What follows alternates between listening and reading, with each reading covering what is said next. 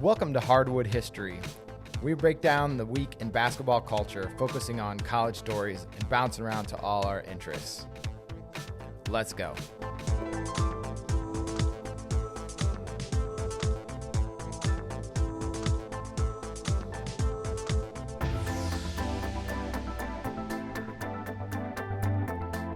I'm Aaron Meyer. I'm here with Robert Wire this week, and we're going to get into the week's story, starting with a little top 25 talk. So, where you at week into the season?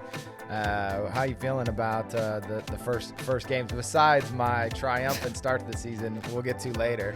I think that the polls were right. Gonzaga definitely is probably the best team in the nation. UCLA did look really good too. I didn't see much of Kansas, but I think Kansas looks awesome. I saw some of them, and honestly, I think they're the best team in the country right now. I think Gonzaga could still get there, but I thought Kansas looked unbelievable, like really solid in their first outing. I mean, Gonzaga just has a lot of young freshmen there that once they get their feet wet, I think they're just going to be really hard to stop because Chat didn't even do anything. Yeah, he had 2 points in that game last night? Oh my gosh, man! But Timmy, he was beasting. I mean, watching that game, do you think Timmy's that good, or do you think that they just didn't play him right? No, he's that good for college. He's that good for college. It's like we would argue back and forth about Trace Jackson Davis, but I think because we both like the NBA too, we tend to take like an NBA lens to the college game sometimes, and it doesn't matter at college. Like sometimes you're just bigger, stronger, more physical than anybody else on the court, and that matters too. I mean, they were calling him the next Kevin McHale. Is that what it? Do you go that far with it? Wow. No, they did 5 or 6 times in the podcast. There hasn't been a next Kevin McHale, so maybe. I mean, they just kept going back to it. I'm telling you, this guy looks just like Kevin McHale. It's true. I know. I was just like, wow, I never heard somebody take that take. I don't know that I would go that far, but I love a hot take, so go with it. And there hasn't been another Kevin McHale, so why not? Things are moving back towards the big man's back. Is he going to be Player of the Year? Is that one of your bold predictions? The big man is back in college basketball. I mean, I hate to bring IU into it, but Jackson Davis plays like that, like he did the last game. I mean, he's got to be up there too. I mean, you got Kofi Cockburn too, not played yet, but certainly in consideration. Dickerson there. From Michigan. Yeah, for sure. Yeah, he's awesome too. Purdue has 2 big ones too, right? So Edie's probably going to be unstoppable in college basketball, right? I would think so. So yeah, it's still guard oriented, but the big men definitely going to have a big impact. They're going to have their day here.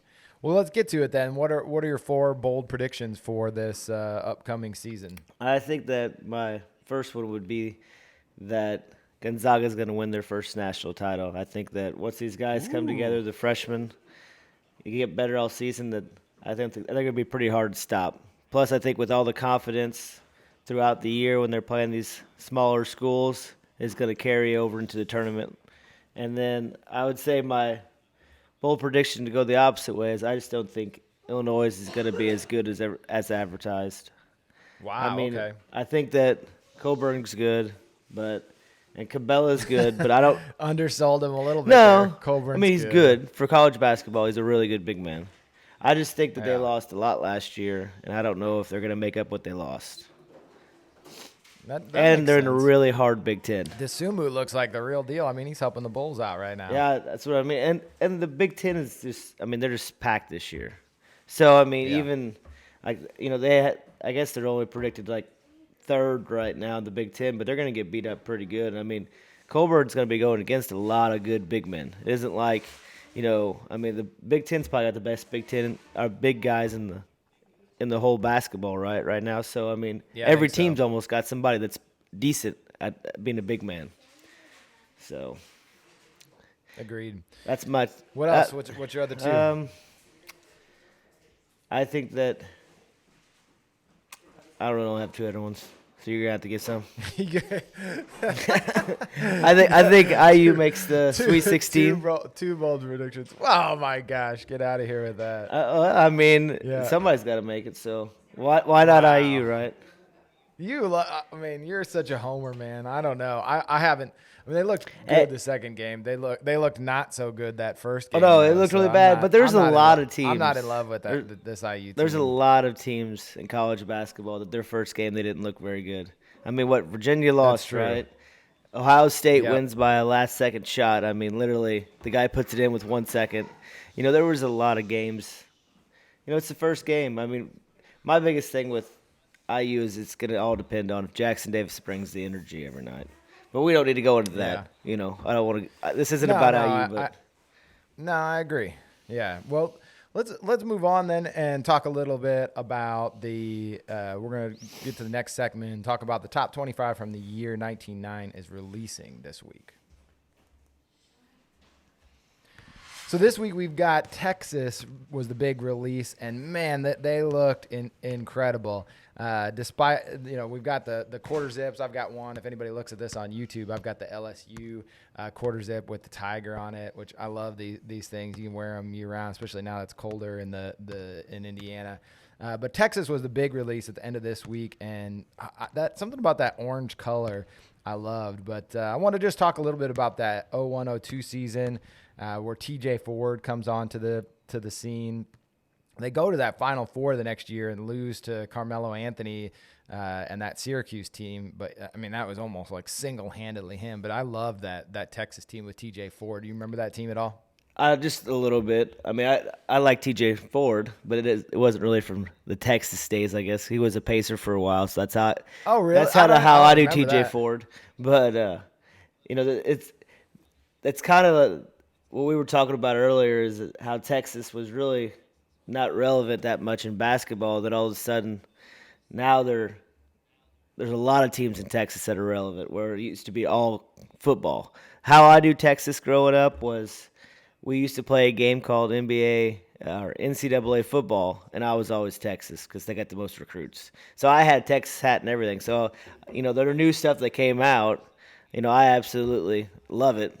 I got to get me some of that. But, yeah, I don't really remember the team as much as I remember TJ Ford and how good he was. He kind of reminded me of when was it Kemba Walker when he went on his run? That type of impact that he had. Couldn't shoot like Kemba, but had that just Speed. that quickness. Oh, yeah, it's just electrifying. Because I think what's so cool about college basketball sometimes is that when you get to the NBA, everybody's pretty much the same caliber athlete. I mean, occasionally you'll get like an Anthony Edwards or LeBron Or Fox. James that is just like Fox got the speed. yeah, just like this. Yeah, just like this different level. But there's still sort of takes even faster than Fox. Like it's got to be like Russell Westbrook or somebody that's just like really stands out in their speed. But in the NCAA, when you've got a guy like TJ Ford or Kemba Walker, like their speed is so much more, like the gap between the rest of the guys on the court and them is so much more noticeable. It's like Usain Bolt in like a high school track meet or something. you just watch them blow by guys, and it's not just like, oh, he can beat his guy off the dribble. It's like that guy literally does not know what to do. Even if he was running, even if he had a running start, he still couldn't keep up with TJ Ford, and that's how he was on the court. Just absolutely blowing by, or one man fast break where you could just like take off and he can just go past everyone on the court, even the people that are pretty far ahead of him. I loved that. Yeah, They had a couple other releases too. They had the Running Horns, which was an awesome team from the 96-97 team, and then they had the Tommy Penders 88 or 89-90 team. They were totally off the radar, but got into the NCAA and really made a run all the way to the regional final. I love those kind of teams too. You kind of I tease you about the IU homerism, but it would be kind of that similar thing where they're on the radar a little bit, but if they made a run to the regional final, we'd be out of our minds. it's kind of like what we talked about last week a little bit with them wanting to change the tournament. This is kind of what makes the tournament, right? The bubble teams that get in. I mean, yeah, Texas is a huge name compared to the Cinderellas normally, but in these years, Texas was the Cinderella, right? Like Right. they weren't built on normally being a college powerhouse or even one of the best teams in their conference. You know what I mean? They just barely make it in, and then they somehow squeak their way through tournaments, through the games, Yeah. and make big runs. So them two teams, the '96 team and the '89, that really does sum up like the greatness of March Madness, right? Right. Yeah, definitely. That's why you tune in no matter where your team finished in the year. You're like, there's a chance, in a one up game, if things break the right way or you get a little luck, you can make a real Kind of run. like UCLA last year. Exactly. Like Like nobody they saw that definitely coming. didn't see that. But maybe they should have Yeah, now that they're looking good. We'll get to that here in just a minute when we get to our betting section. But let's hit the stories of the week. I'm going to hit the transition. Our story of the week this week, we're going to talk about keep it going with the Texas flavor. Is Texas the new Tobacco Road or Tobacco Row? So I have that article for you from the Washington Post, which I'll link in the story notes. I think it's a great question because Austin is a city that is growing. By leaps and bounds. You got Tesla relocating their headquarters there. You've got this like energy in Texas that's just different, and that's how places come up. That became the research triangle there with Wake Forest, Duke, North Carolina. You get kind of these schools or areas of the country that are on the upswing. Texas has already got a huge just draw from basketball and football. What do you think? Is Texas going to be the new Tobacco Row? I mean, they do it right now. They are hot, right? They got Texas Tech. They got Texas. They got Houston, Baylor. Baylor. I mean, they are hot right now. I mean, I still favor Indiana. I'm just saying in the state of Indiana. Yeah, You yeah, know, yeah. but they're Not definitely. not over Tobacco Row though. Like North Carolina, Duke, that Oh yeah. area, NC State back in the day. I mean, that's I not, mean, I they don't know if had a you better can. run than anything Indiana had to I don't know if offer. you can say they're higher than Duke or that row. I mean, but they're Well, I definitely on guess the so. So uprise. There's no question about it. yeah, They my could be question is there. like, right. I mean, you've got because here's the thought, right? You've got Shire coming in for Coach K. You've got Davis now that's at North Carolina. You've got NC State that's kind of out in the wilderness. They haven't been good in a while. You got Wake Forest that kind of just hanging out there, not really anything. There's an opening. I mean, things shift. I Yeah, mean, but Duke has we the number know one recruiting class right now. they do. So I mean, they've got some I moment, mean, but I don't. Who are they coming for? Are they coming because Kay was part of that recruiting process, or when he's gone? I don't think you're defined by the first year after a legendary coach leaves, right? It's going to be a couple of years down the line. Can he sustain what has been built? I mean, right now it's a machine, and Kay could just get LeBron or whoever on the phone and sell it to the recruit. But in 5 years, when people start to just he only comes up a couple times a year during like someone breaking a record or whatever. He's at the ball game or something like that.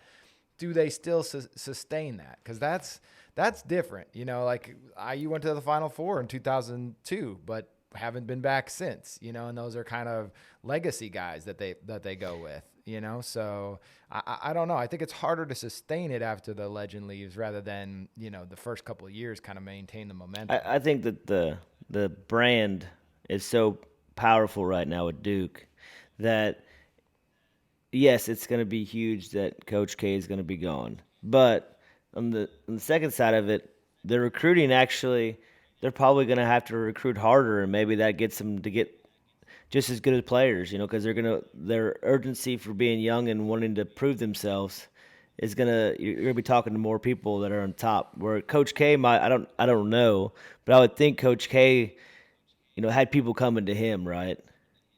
Kind of like when Yeah. Bob Knight did it, right? Like he would just say, "Are you coming?" Right? Right. Where now you get the new guy coming in and he's trying to, sweet talk all these recruits.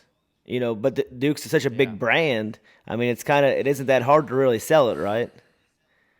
I mean, I know, but I think I don't know. I just think the pools that he swam in won't necessarily be there, and I think it's more about Texas being on the upswing, anyways, rather than them. I think that it plays into where Texas is at right now, and I think that's the exciting thing about it. You got Chris Beard now at Texas, and you just got momentum in all these people. You got we haven't even talked about Baylor that just won the Oh, the national Baylor's. championship. I mean, He's good. they're legit again this year. They've got some good recruits coming in. And like, I don't know.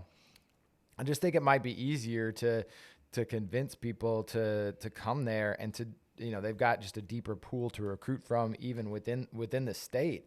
So Nicer weather. I see that as a real exactly. I see it as a real potential that they could overtake just that overall. You know what I mean? Maybe Duke maintains it, but you've already seen NC State and Wake Forest fall off. Maybe North Carolina falls off. They haven't looked great so far. I don't know. Do you think that it's a guarantee that Texas is going to be a powerhouse now because they got the new coach? I do think so. So you think yeah. he's better than Shaka was? 'Cause, I mean, Shaka when he came in, it was. I think so. I mean, he was the flavor of the year, right? I do. I just it's just a personal thing. I think Beard's awesome. Like that was just. I mean, that would have been my pick for the IU coach. Although I love what Woodson's doing so far, I just think he was just like the way he coached. I get that, but when they got Shaka, did you not love what Shaka did with VCU?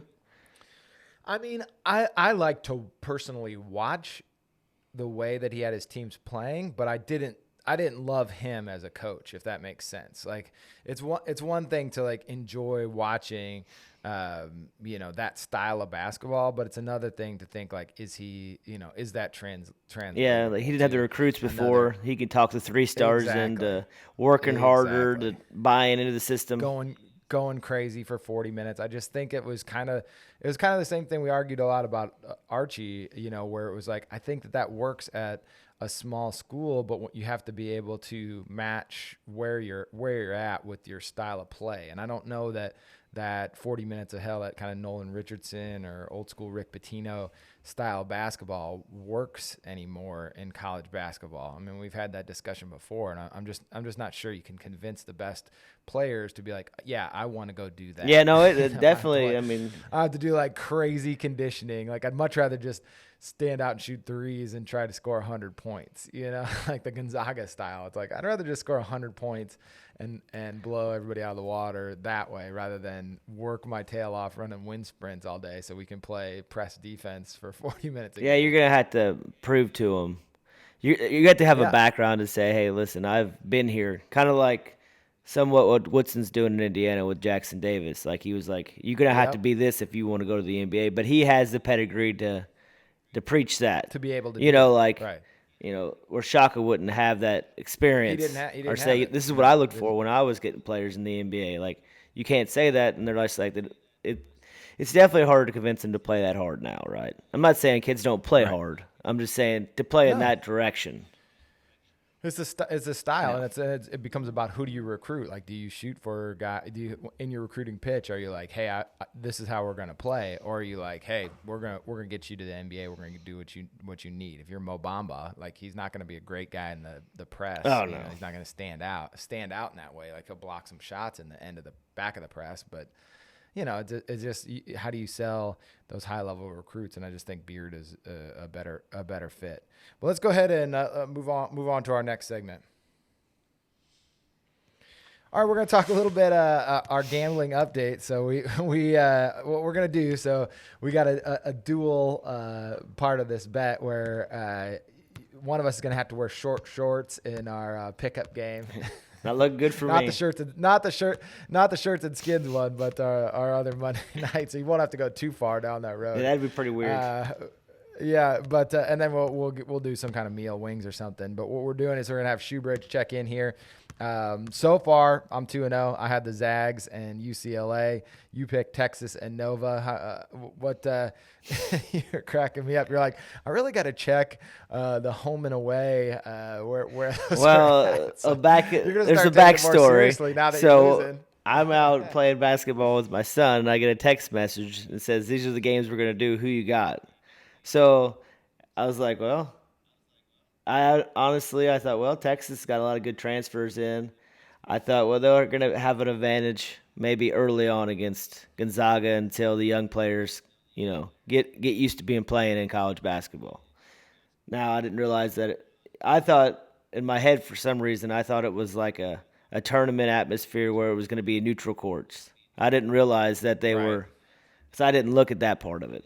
So and then Nova, I thought maybe UCLA had a good run last year in the tournament. Maybe that they weren't going to start out that good, but I was wrong obviously about both of them. But I mean, to be honest, the Villanova game, if you watched it, they had it. They looked good. They had Yeah, it. they I did. mean, literally. I mean, they could have called some more fouls there at the end of the half. They were all Hey, it's extremely aggressive. On the road. On the road. Yeah, that's what I mean. Though they were extremely aggressive. They could have called a foul. But anyway, I lost. Not happy about it. You did both of those. All right, we'll get Shoes picks for this week, and we'll give you a little more than a minute to think about it, or maybe you'll block out some time. I definitely will. Well, all right, let's go on to our next segment. So we're going to get into our name, image, likeness story of the week. I sent you one which I really, really liked because it gives us kind of this overview, and we'll again link this in the show notes. But it's basically this company's broke down not just the NIL activities, but the compensation, the conferences, which I'm glad as a Big Ten fan to see the Big Ten at the top of that.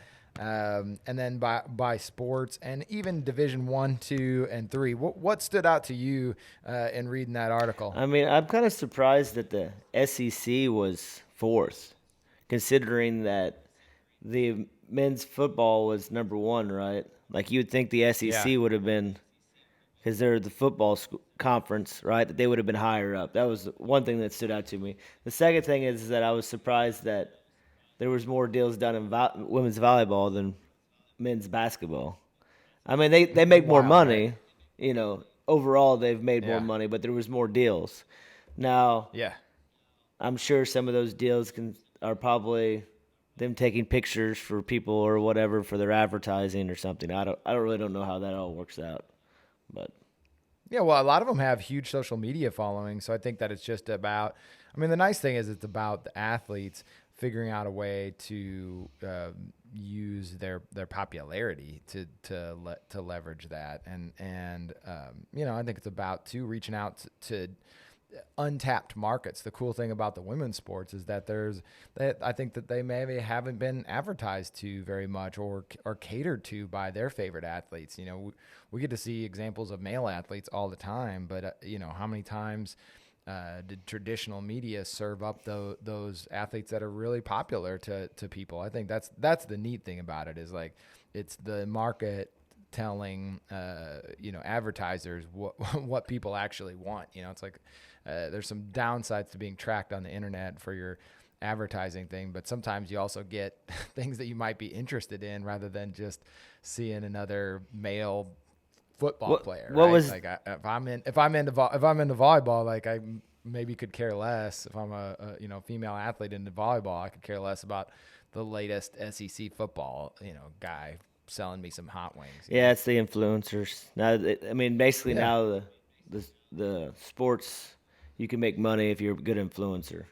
So that definitely is big. I mean, what was you sent me that thing this week? Was it Overtime Elite and how they used basically the influencer with Zion, and that's kind of the same thing, right? Yeah. But then it's just for women's volleyball, or you never know what you're gonna go viral for, right?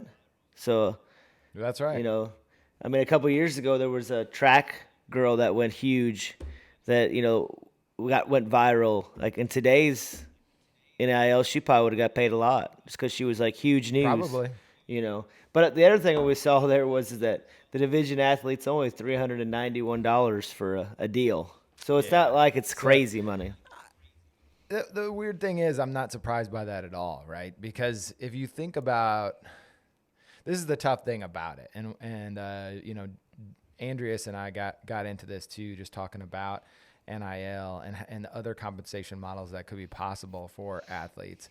And you've already got so much that you're that you're doing as a college athlete. Like adding this on top of it is maybe not the easiest thing to do. You're just like, oh yeah, sign some NIL deals. Well, these companies don't just want to like sign They want something. me or you. Yeah, they don't want to just sign me or you up to they want to shoot a commercial, or they want you to come on a podcast, or they want you to, make an appearance at their restaurant or sign autographs or whatever. Well, that adds on to like everyday practice, meals, training, games. Hey, by the way, I'm still a college student. I've got homework and classes. So I think that, I think maybe we'll see that number go up now that we'll have a full summer of it where they can really get out there and monetize camps and do some of that stuff in the off season. But I just think you're a little bit limited in season as to like what can you actually do? You almost need online brands, which brings us to our second story, talking about the UConn star Paige. She signed with StockX, which I thought that's a really good one though, cool, because that's what you were talking about. What could you do during the season? All she's got to do is take a picture of herself and put it on her whatever she has, Instagram or of the clothes that they're giving her. So like for her, it's like a double thing, right? She gets some cool clothes to put on, and she can just take a picture of herself probably and put it on there. Or even wear what are you wearing in the game, and then they get to use that as their kind of viral marketing. Like, look at the shoes she's got on. She's got some kind of unique shoes that she got off StockX, and I think that's a great way to do it. She's a huge name too, so that's what's neat. And again, my excitement for NIL is reframing like who gets to see their favorite people. We get to kind of say like, who do we want to see? If you love an athlete, go like their Instagram page, because if their numbers are high enough, they're going to get the advertising dollars, and you're going to get to see more of them. They're going to be provided with that opportunity. So I think that it gives more direct access to them, and a little more control. And the last one, we've got into this a little bit, was that this Huskers volleyball team talking about something that Andreas and I talked about, and I know we have too. What do you do in the locker room? These guys or girls get a big deal. Do you make it opaque, or you get to make it a part of the locker room environment, or in this case, she's kind of shutting it down. They got a rule about it. Yeah, I saw the rule about it, but I mean, I would think that if a team's got a really good chemistry, right, and they all hang out, they're going to know, right? Like, I mean, think about it. You're a college kid. Say that you just got $2,000 to be in an ad, right? You're going to be excited about it. And if it's your roommate that's with you, I mean, you're probably going to tell them, right? Because at that point in your life, that's like your best friend, right? You're probably going and working out with him all the time. You're probably going and practicing with him. So it'd be really hard. It's not like the NBA where, it's more individually based. As a team sport, like you're gonna kind of know, right?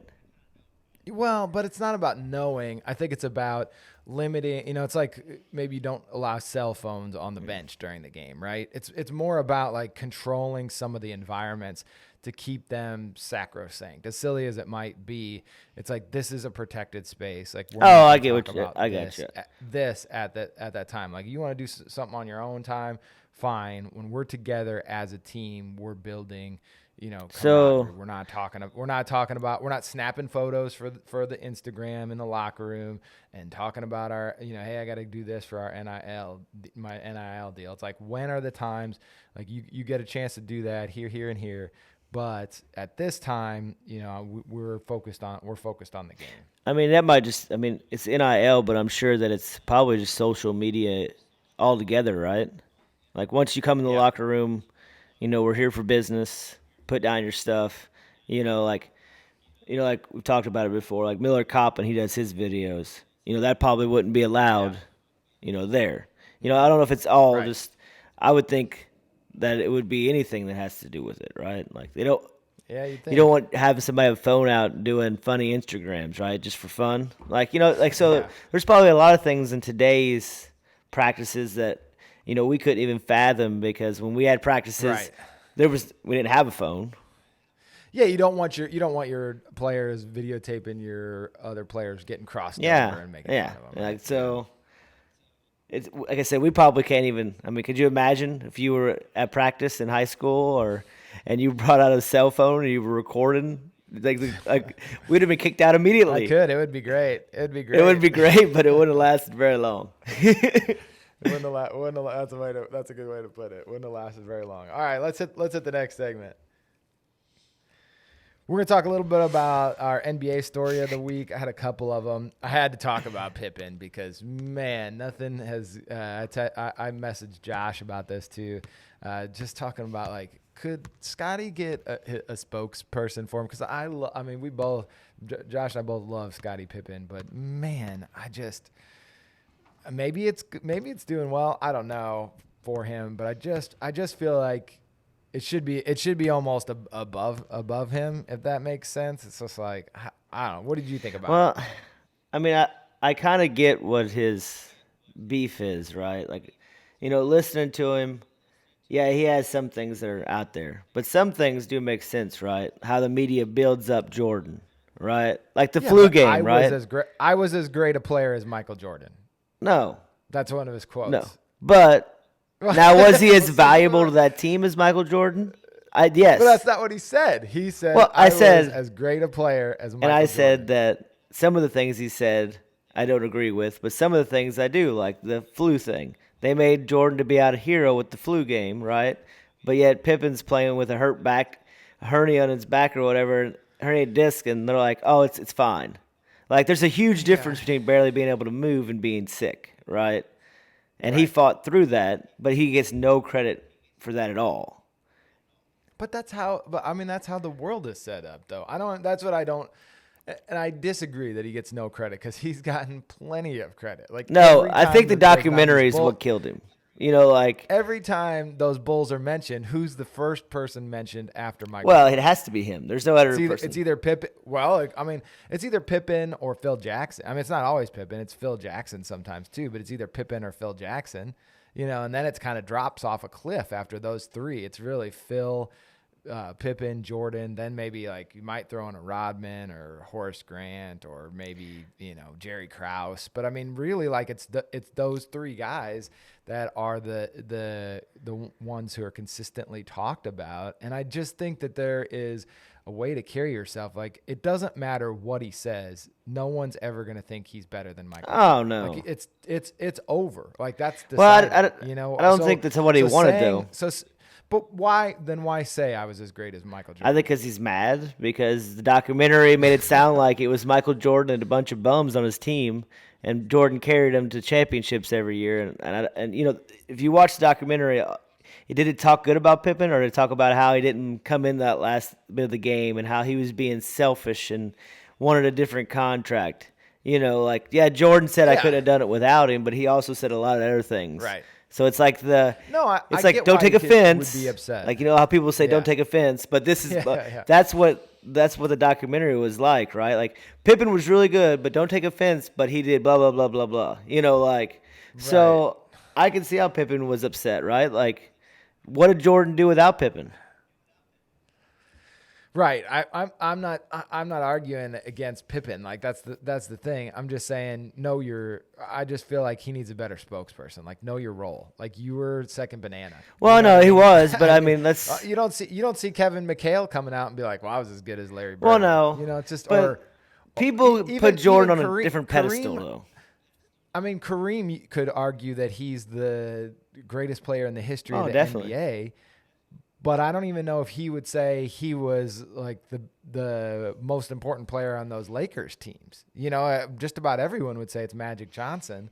And he just kind of knows who he is in a way that it doesn't feel. And I don't know Pippen, so it's weird to talk about him in this way. But it doesn't seem like it's fine if he just wants to do it for controversy. He's got his own book out. He's got his own bourbon out right now. So maybe that's all he wants. Well, maybe it's a weird way to go about it. I think he could carry himself like the elite player he was, rather than trying to kind of knock maybe though he's down or knock Michael Jordan down. Yeah, but see, because you're using it as Michael Jordan as just use it as a teammate. Take his name out of it, right? Just say teammate A.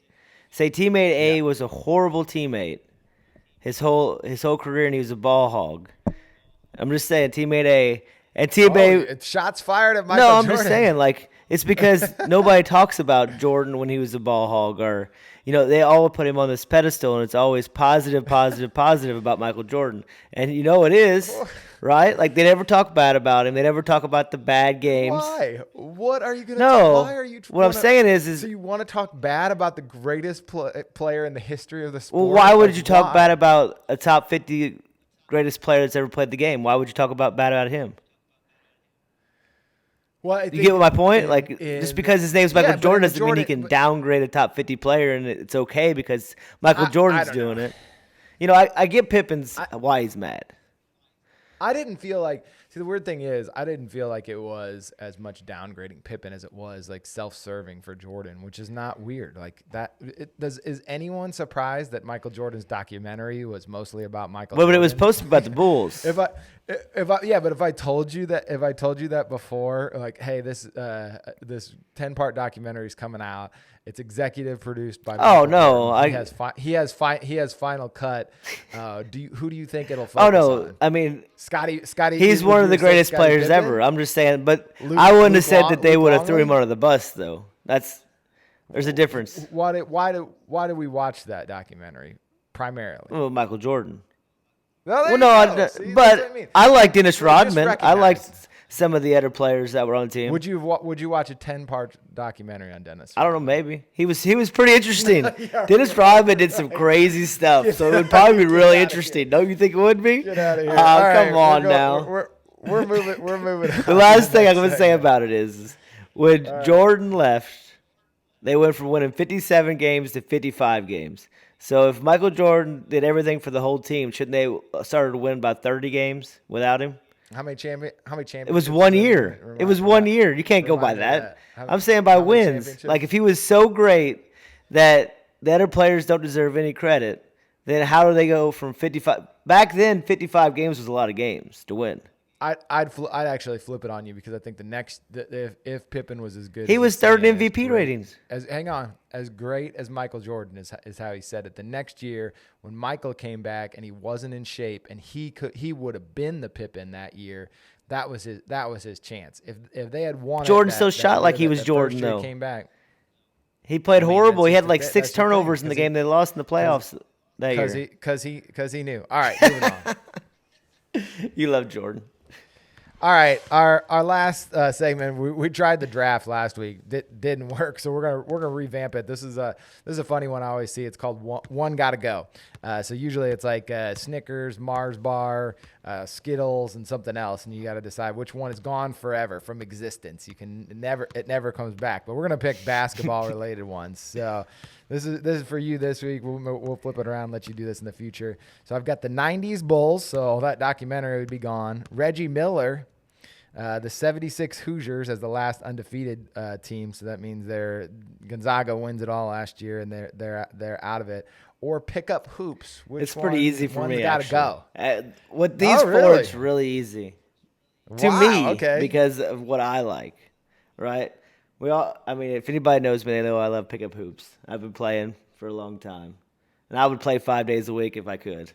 So that's definitely, for me, the 76 Hoosiers is definitely going to stay because I'm a huge – and Reggie Miller is my favorite player of all time. So I grew up loving the 90s Bulls. Reggie Miller. I would play outside Bulls for hours, running around and acting like I was coming off the screen and I was Reggie Miller. So there's no way I could ever say I want him gone. Or the 76 team, or pickup games. So if you could have – hot take. But you love the Bulls. So that would be the hardest thing for you to let go. And that would be – and plus, if the Bulls were erased, Reggie Miller probably has championships. Oh, so there you go. So it all works together. You're not just erasing history. You're not just erasing history. You're trying to make something else for Reggie. Well, you set it up. I'll knock it down. That's a pretty spectacular way to end. So we're gonna get out of here on that. Thanks, man. Later.